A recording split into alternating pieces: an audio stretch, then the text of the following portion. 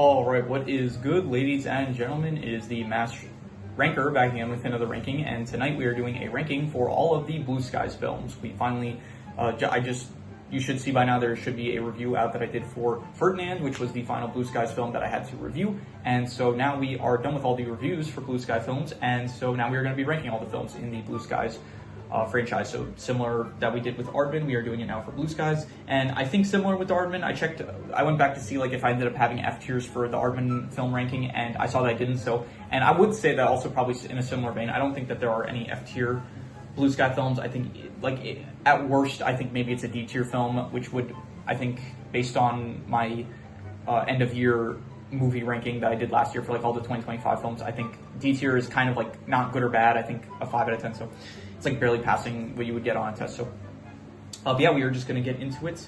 These are all the films in the Blue Sky franchise, and once again, Nimona is technically, it's like a Blue Sky production, but it's not, we're not including that in this ranking.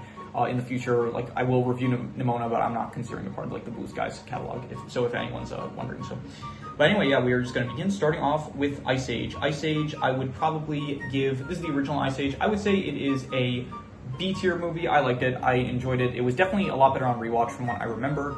I think this was the first film that I reviewed for the Blue Skies films, and it was a while ago by now. I think it would have been a few months ago. So, yeah, I enjoyed it. I thought it was like Blue Skies' first film, and I think they hit it. I think they hit pretty good for their first film, and yeah, I think it worked. Good intro, I guess, to the studio, and so yeah, B tier, I would say.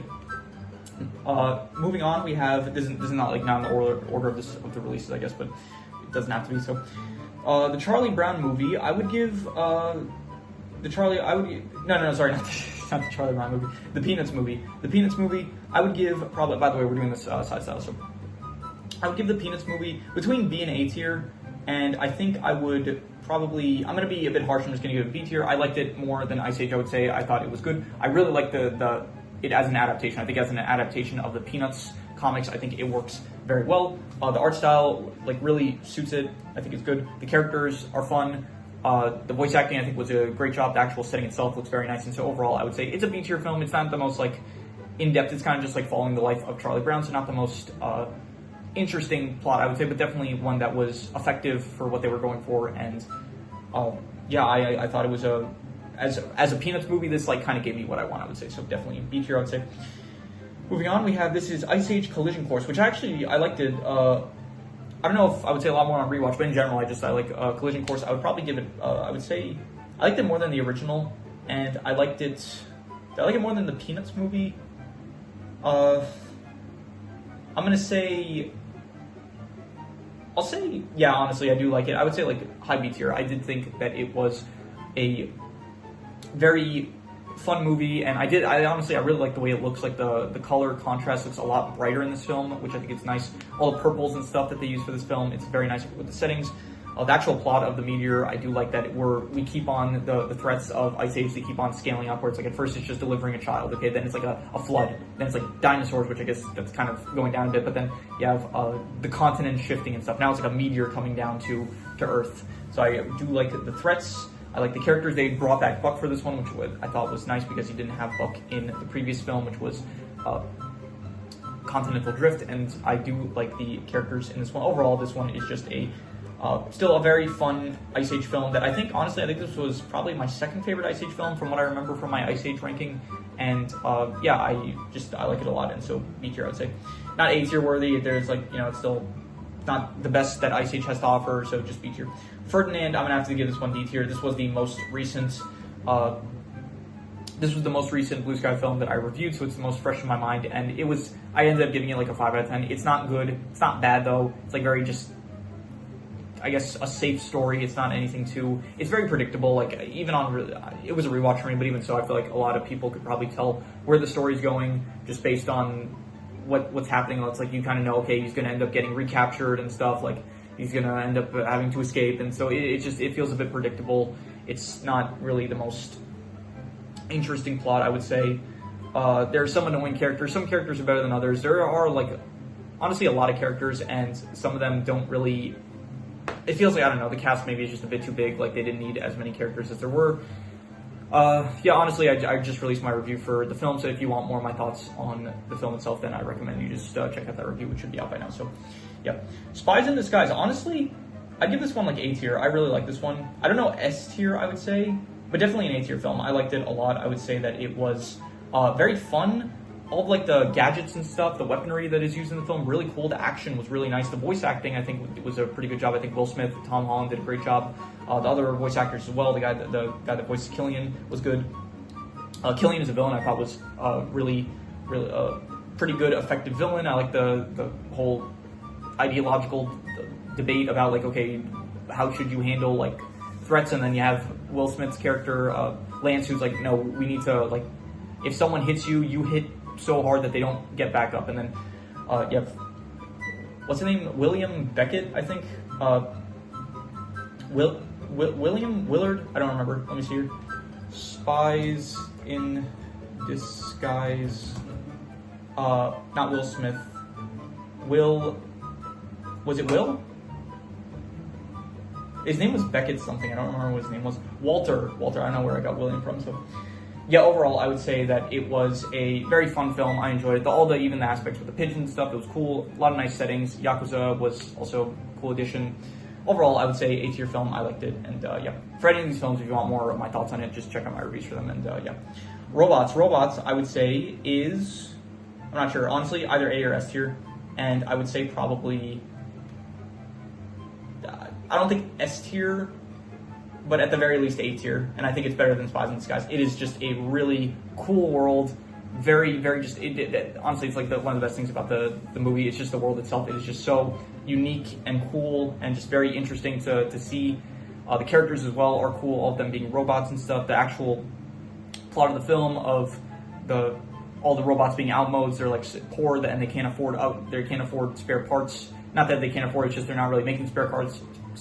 Like the big conglomerate corporation does not care about the actual working class, I guess, and they want to only they don't care about them, and they're only like making stuff for the people that can afford it and stuff. So I think the plot of the film is good. The characters also great, very good voice acting, good plot. Just overall, I would say A tier film and one of my favorites in the Blue Skies catalog.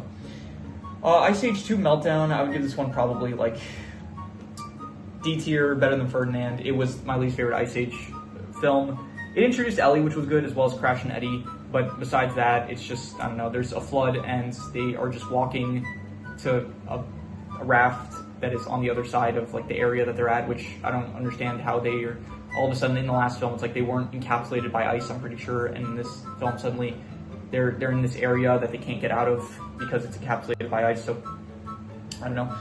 Overall, it just, I don't know, it didn't work for me, this film. I thought that, once again, I do like Ellie. That was probably the best part, I think, about the film. The whole aspects of Manny bonding with Ellie, I thought that was good. But besides that, Diego, he's just suddenly afraid of water because they don't know what else to do with his character. Sid feels like he's disrespected a lot, which he kind of is. But the villains, the whole sea monsters, they didn't really work too well as villains. And just, yeah, overall, I would say D tier film. I just didn't like it that much. Horton Hears a Who. I would give this one, I give this A tier. And did I like it better than Spies in Disguise? No, I think Spies in Disguise was a bit better, but Horton Hears a Who is still a classic. I watched it a lot as a kid, and as an adult rewatching it, whenever it was that I rewatched it, it is still a very fun, enjoyable film. I like it. The voice acting, once again, is good. Jim Carrey, Steve Carell as both Horton and the mayor. I think it's good. The world itself of Whoville is nice, as well as the jungle of New, I think it's called. So, yeah. The plot itself of Horton trying to deliver the flower in order so that the Whos do not end up getting destroyed from living on a speck. I think that was, an effective plot, and the whole villain of the purple kangaroo, I thought she was also a effective villain, I would say, as like this person that she does not want, she doesn't believe Horton, and so she therefore, like, she cannot allow his beliefs to spread farther, and if she doesn't want her, he's like, oh, think of the children and stuff. It's very reminiscent about some of the ways that certain people in society act nowadays. So I do think definitely it is a film that ages pretty well, I would say, and overall it's still just a fun film and enjoyable. Good comedy moments, I would say, and overall A tier, I would say.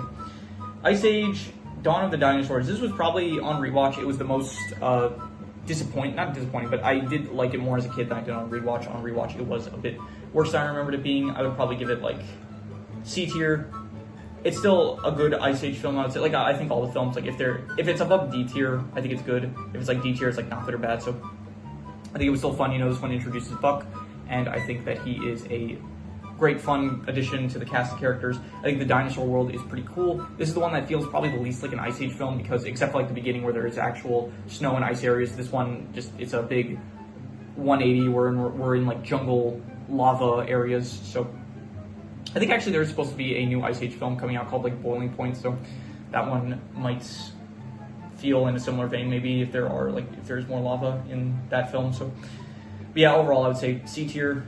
It has problems. It just, it's not really as good as some of the better films in the franchise. I think once again, they didn't really have anything to do with Diego, this film, where it's like all of a sudden he's like, okay, I need to leave the herd in order to, I don't know, discover what I want to do in life or something like that. So it felt stupid. Sid ends up getting kidnapped, and so he's not really part of the main gang, which was a bit of a shame. But yeah, overall I enjoyed it still, but it definitely was not as good as I remembered it being when I was younger, and not as good as some of the other films in the Ice Age franchise, I would say. Rio, honestly, I'm gonna give this like, I think S tier. This is like a really, really good film. Truly, the music of this film is great. The actual plot, the setting of Rio de Janeiro is just wonderful. The characters, pretty good. The villains, like, everything about this film I think works very well, and the more, honestly, as I let it marinate, it gets better in my mind. I don't remember what I ended up giving it when I reviewed it, but assume that it probably just, my score went a bit up from whatever it is that I gave it, because this film is definitely, I would say, an S tier film. It is, I think, probably, if I'm not mistaken, honestly, I think this is like my favorite film in the Blue Skies catalog. It just is a very fun, great film that I enjoyed a lot, so definitely S tier. It's a bit harder, I'm going to be honest, it's a bit harder to do this ranking. I'm trying to like talk briefly about each film, but it has been a while since I've watched some of these films, like a few months. So, this is kind of just going off on like what I remember, like if I remember liking the films or not. But I do recommend, if you do actually want my genuine, like really fresh thoughts kind of on whatever it is that I'm speaking about, then check out my reviews I did. There's a whole playlist that you have on the channel that you can see for all of the Blue Skies reviews I did. And so, there's also going to be a character ranking that I do after this recording. So a lot of content there if you are interested in Blue Sky films, if you're a fan like I am, as you can see. Continental Drift, this is my favorite Ice Age film, and this one I would give, I think, A tier, and it's better than Horton Hears a Who. And I think it's better than Spies in Disguise. I'm not sure about that. Actually, I'm going to give the edge a bit to Spies in Disguise. I think Spies in Disguise is slightly better. But yeah, Ice Age, Continental Drift, it's the best Ice Age film. I think the villain, Captain Gut, is great. It's the actual plot of the continents drifting. Once again, I like it when they up the stakes for Ice Age films. I like the fact that Scrat is behind all the continents drifting. I think this is probably the best of Scrat out of any of the films, just causing massive amounts of damage. And so definitely, I do like in this film specifically how they kind of go back to the original film where you just have Manny, Diego, and Sid. In this one specifically, you do also have Granny, but she's a fine addition. I don't think she ruined anything. Like, if anything, she enhanced the comedy, which I thought was nice. And so, overall, I like that they're going back to they're kind of going back to the original plot, kind of. They're going back to the basics with this film, and I think it is effective. I think that Crash and Eddie, they are very overshadowed. Peaches and Ellie, they're good, I guess, but not as good as the stuff that's actually going on with Manny, Diego, Sid, as well as like the pirates and stuff. So overall, I would say A tier film. I enjoyed it, and Epic. Honestly, one of the most improved films that I remember, because on rewatch I don't think I liked it as much, but on rewatch I actually do appreciate this film a lot more, and I would probably give it like, let's see here, I think honestly B tier, and I'm just thinking where, I would say B tier. Like, I think I liked it more than the original Ice Age, and I don't know if I liked it more than the Peanuts movie, but I think, I will say it was a bit better than the Peanuts movie for now. And was it better than Ice Age? I'm not going to say it was better than Continental Drift, but I do think it was better than the Peanuts movie. Honestly, as I let it marinate in my mind, like, it got better for me, the film.